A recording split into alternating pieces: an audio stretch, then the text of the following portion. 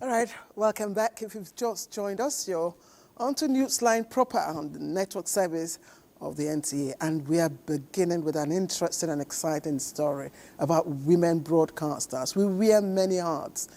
Take me, for instance. Beyond being the face you welcome into your homes every evening on Sundays, I'm also a producer, a mentor, and of course a storyteller.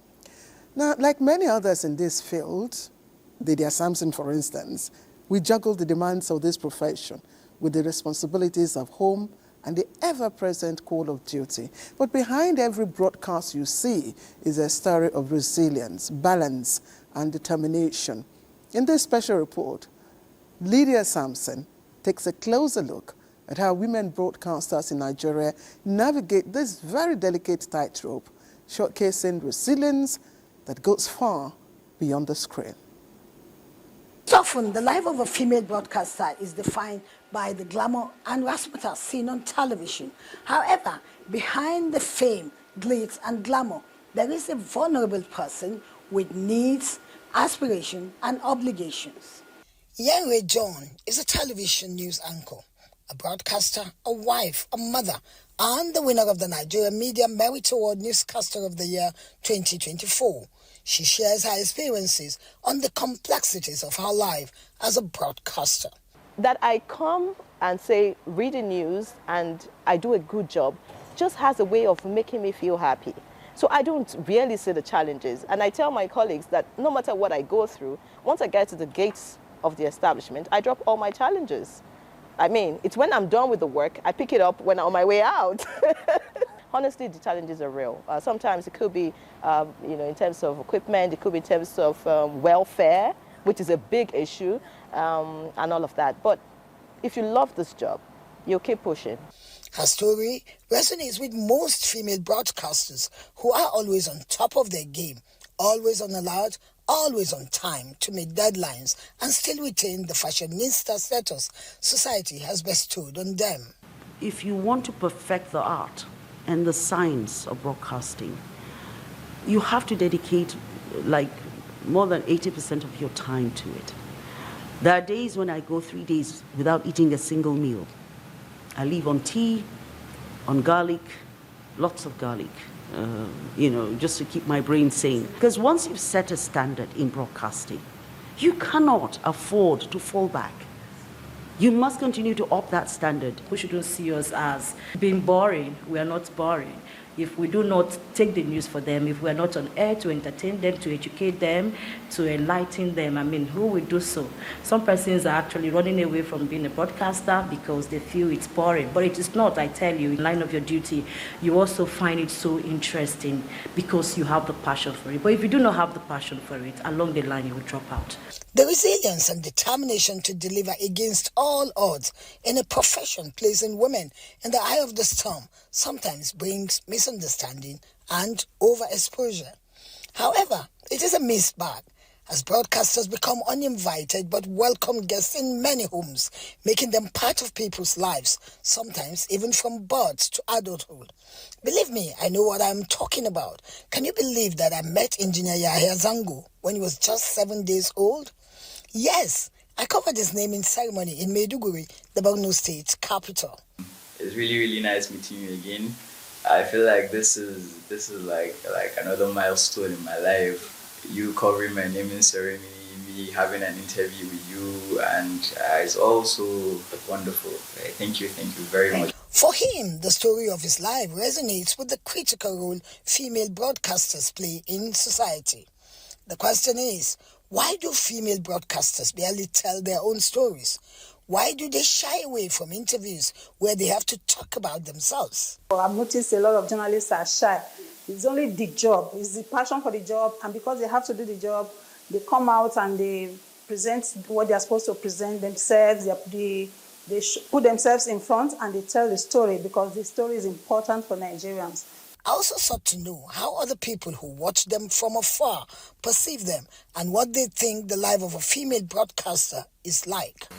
I find them very brave, managing their home life and coming on TV to talk. And I find it very brave And I like how they communicate with their audiences. They're able to put aside all their vulnerability and still stay strong while communicating with their audience. And they also serve as an encouragement to girl children. They inspire people that want to be female broadcasters. Yes, like any other profession, there are challenges.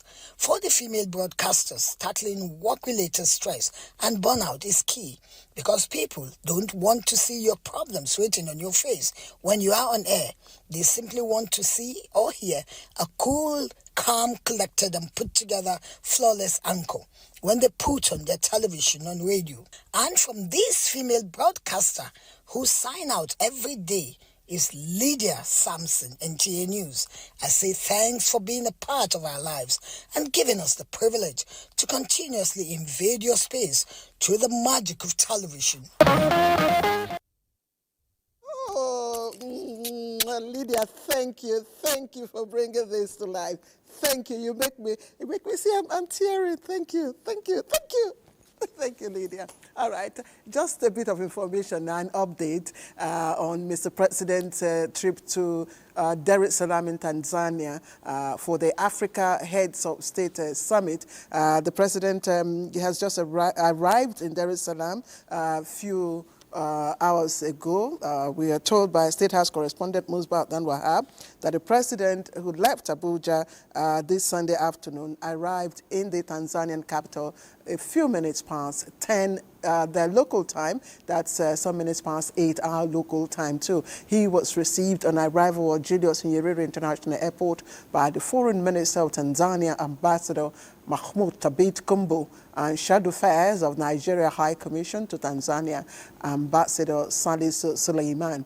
Now, the summit is hosted by the government of Tanzania in collaboration with the African Development Bank Group and the World Bank, and it aims at advancing Mission 300, an initiative to provide electricity access to 300 million people in Africa by the year 2030. All right, that's the update on Mr. President's visit to Tanzania. So let's get back on the line. Now, while earning first class isn't entirely novel, what makes this story, our next story, exceptional and truly inspiring is the scale and symbolism. 18 young women from the University of Lagos, Akoka, have achieved what we called the first class honor.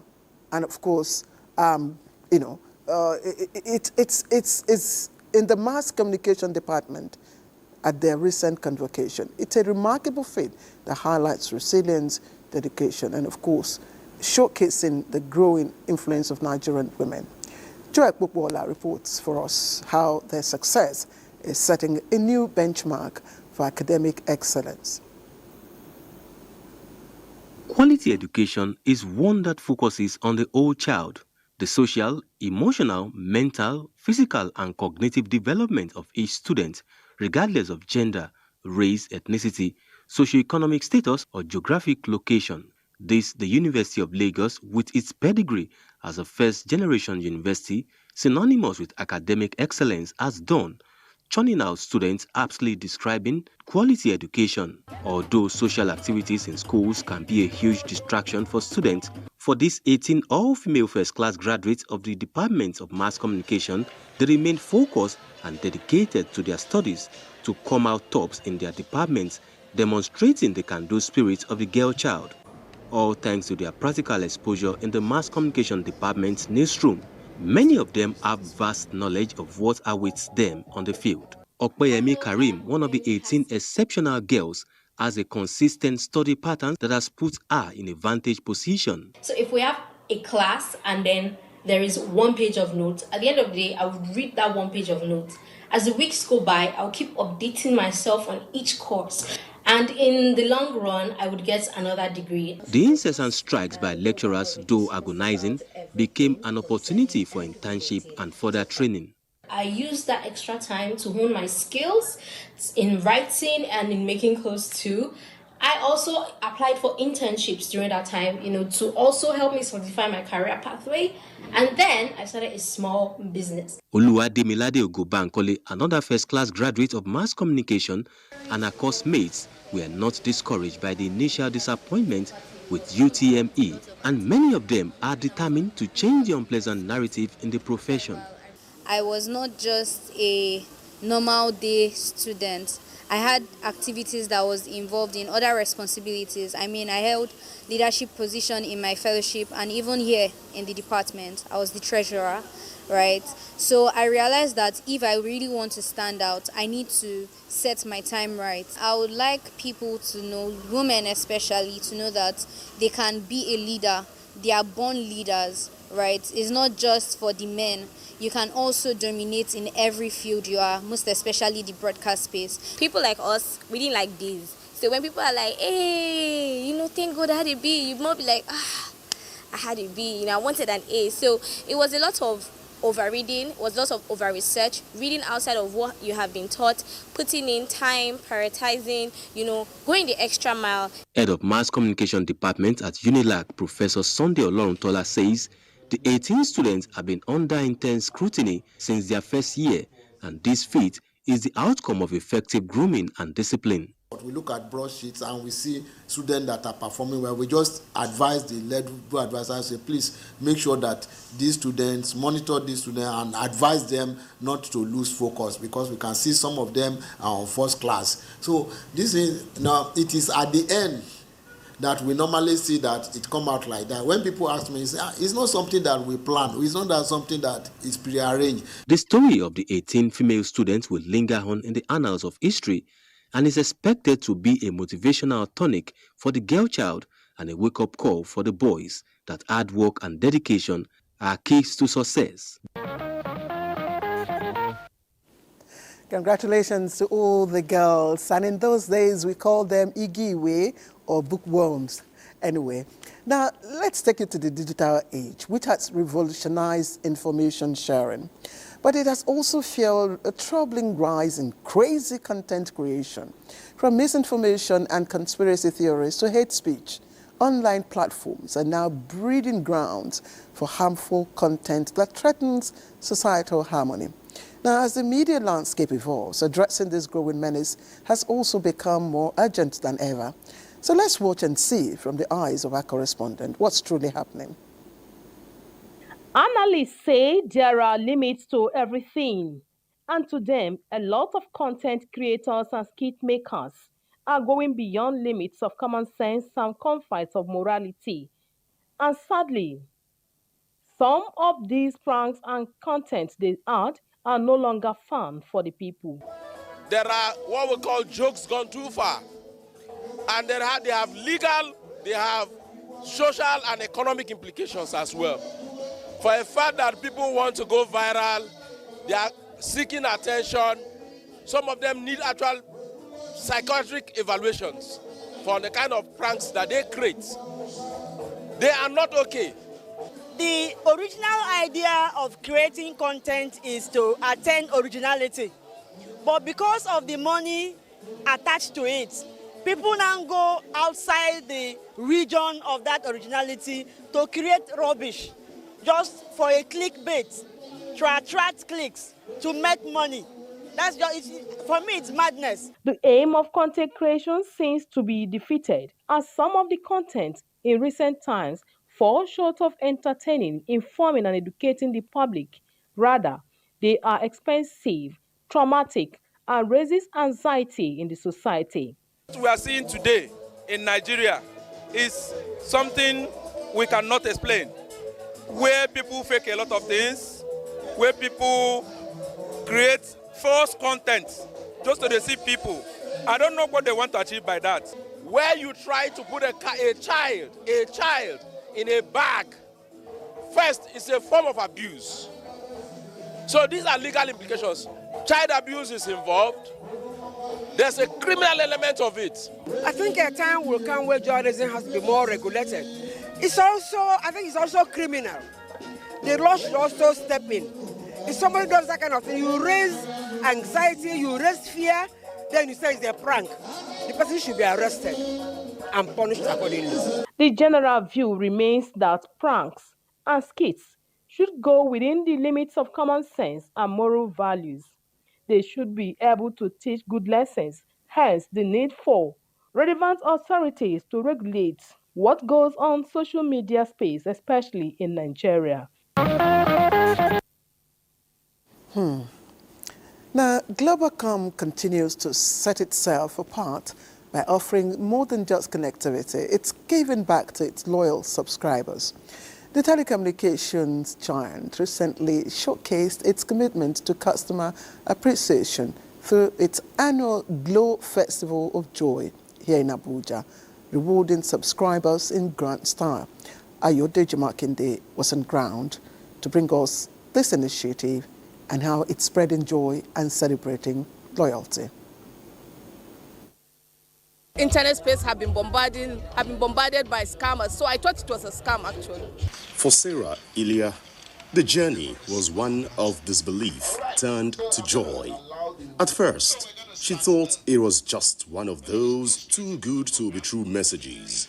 She made her way to the Glow World office in Wuse 2, where her doubts melted away when they told her she is the owner of a brand new SUV.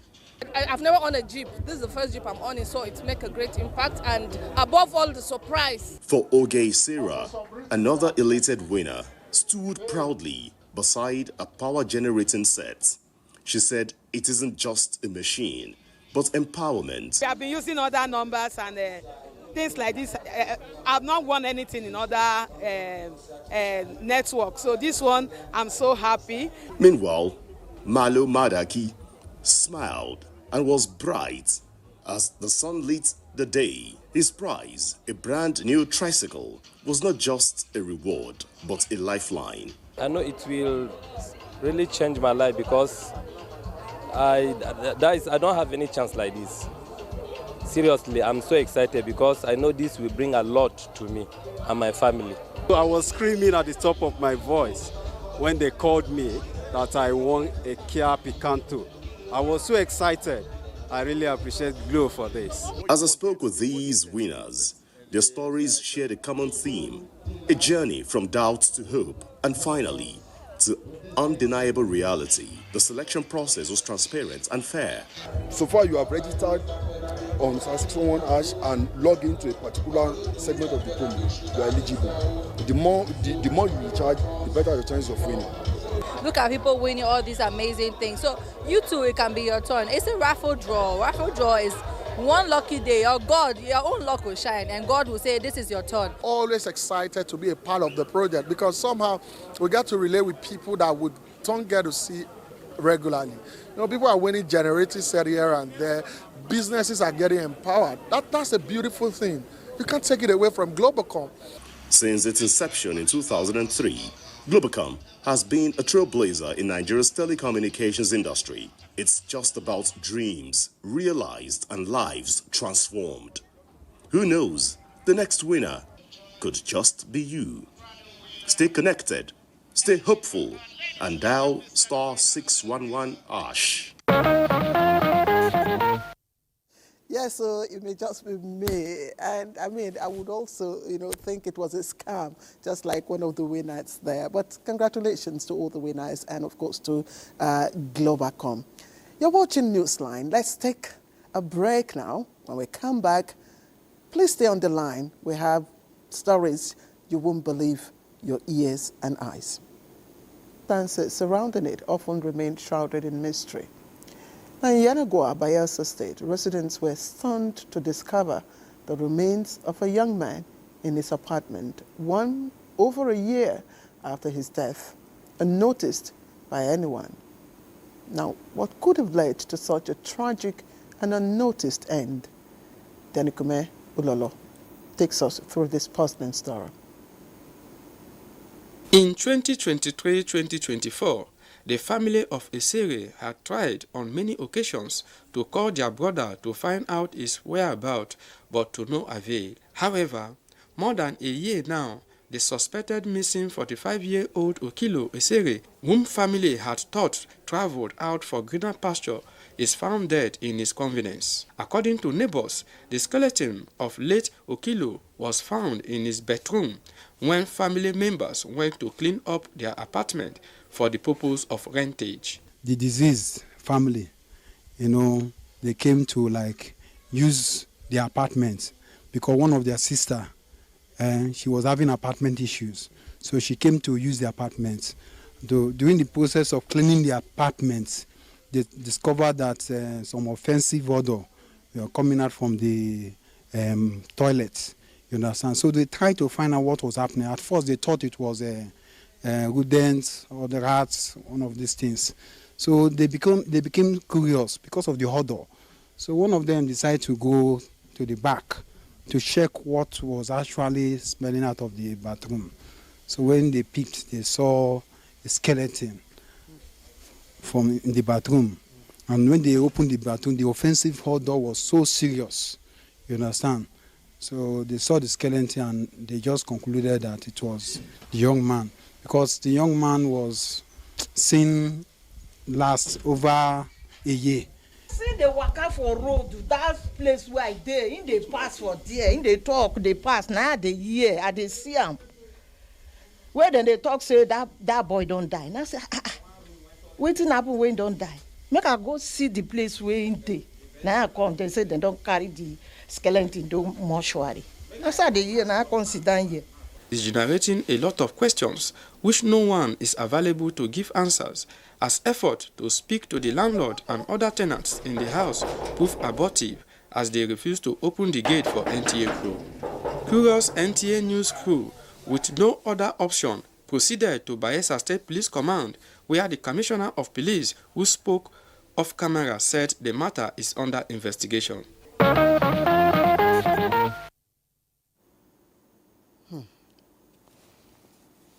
All right. Now, some stories are so unsettling. They feel unreal, just like the one you've just listened to. And like a bad dream, you wish to wake up from them. Yet the painful reality reminds us of the depths human actions can also plunge. Disagreements between couples are common and often resolved with time.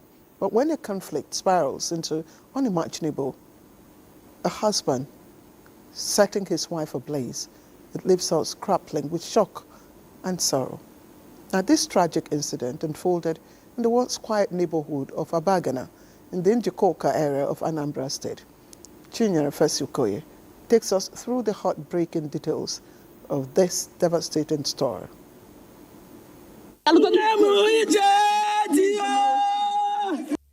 That was the cry of Chioma Nwaka, a woman who was once said to be loved and in love with his husband, who inflicted this injury which led to her death around 3 a.m. on Wednesday, 22nd January 2025. What could have made a husband to pour petrol and light up the wife, who is the mother of his 5 children?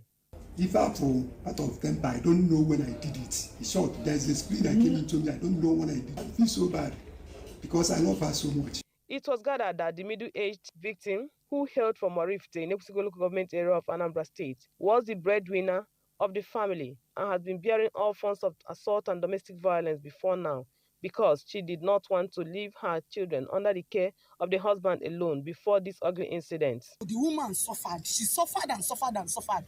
My own witness. She has been complaining. She complained to her biological sisters. Correct. Okay. Yeah, they know. Yeah. So she was like that she just can't leave because of the pain. My fellow women, yes, we know that marriage, we value marriage, especially in this part of the country, so much. Yes, I appreciate that. But when you see that your life is in danger, why won't you just walk away? Please, I want to use this opportunity equally to beg you men. No matter the level of anger, you don't supposed to do things that you know that at the end of the day you start regretting, just like this man that is now crying. While emphasizing the need for anger management, relevant authorities in the matter said the culprit is already facing the consequences of his dastard acts. The woman was taken to the hospital, and as the doctors are still giving her necessary medical checkup, we got the information that the woman has died. The Commissioner of Police directed immediately that the matter should be transferred to the State Criminal Investigation Department, precisely homicide section. We will make sure that justice is served. Assuring of adequate care of the children of the deceased who are now at their grandmother's home. Anambra State government promises to follow the case to a logical conclusion in accordance with provisions of the law.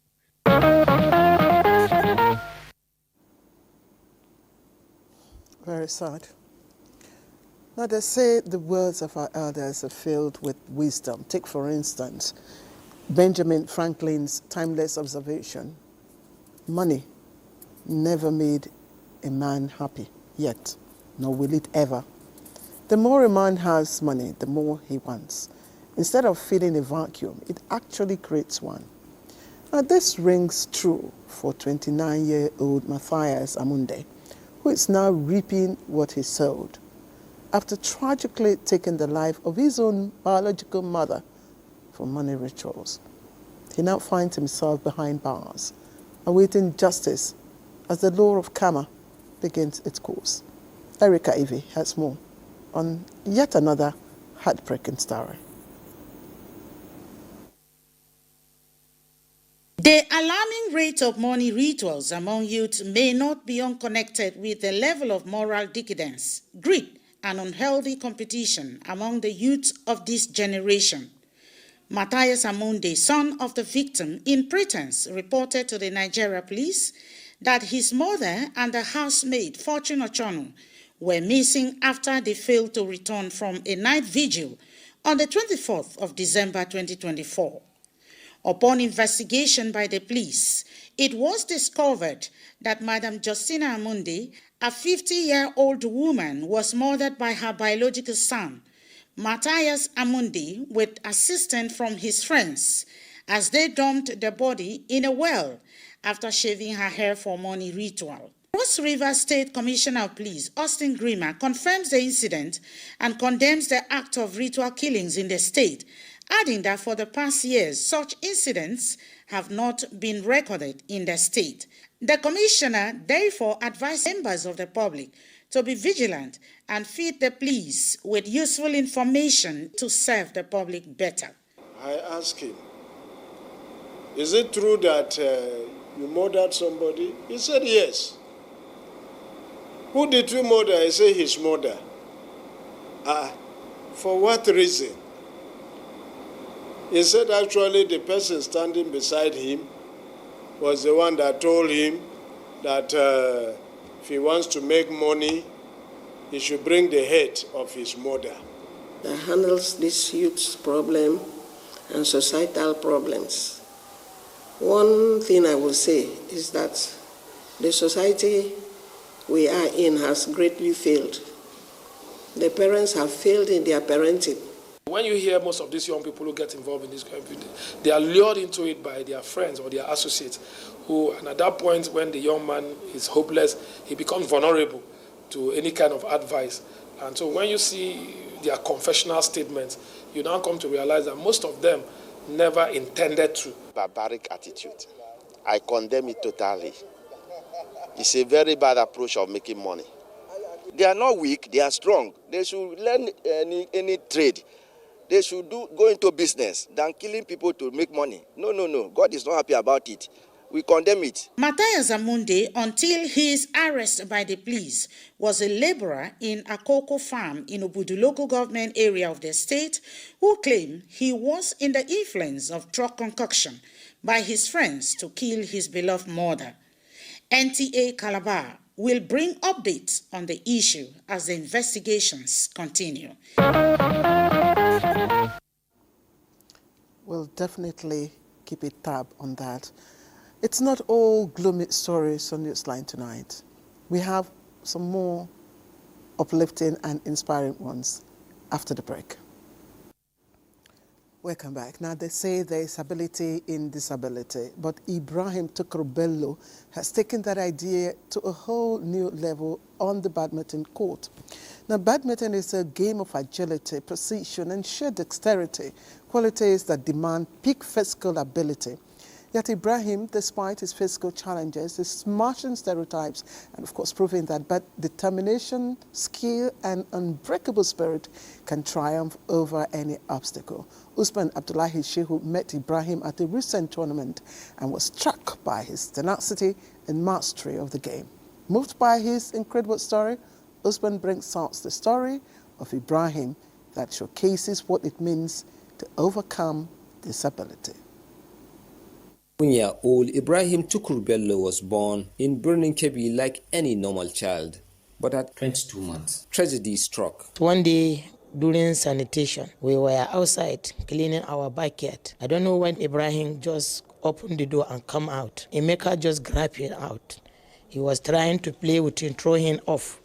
In the process of grabbing him, Ibrahim broke his hand.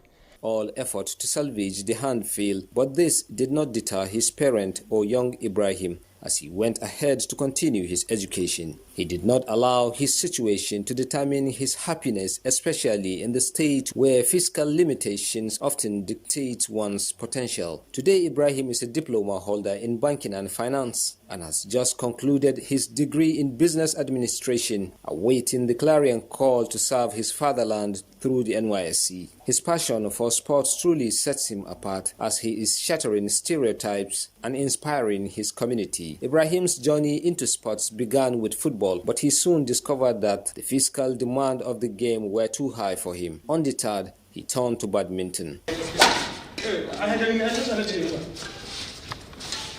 Despite the initial skepticism of others, Ibrahim was determined to prove himself. When I'm competing with someone, I just want to give my best towards regarding that. No, yes, I've put every effort I can in achieving that thing.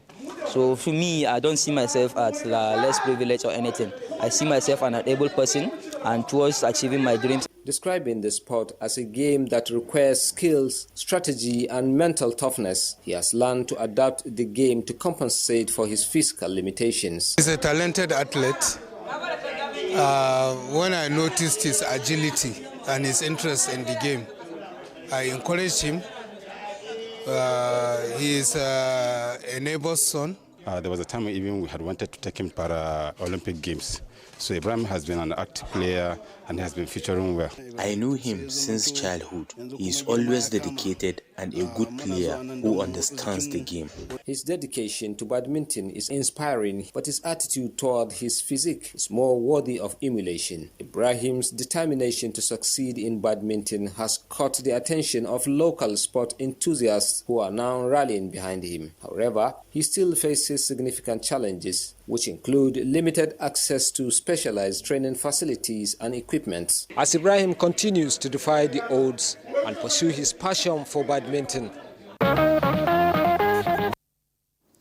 Inspiring indeed. Now, we are often reminded that disability doesn't define us. It's just a hurdle. Now, what truly holds us back, of course, is our doubts. But indeed, some of life's most inspiring and captivating stories are born from its toughest challenges. And the story you're about to watch next is no exception.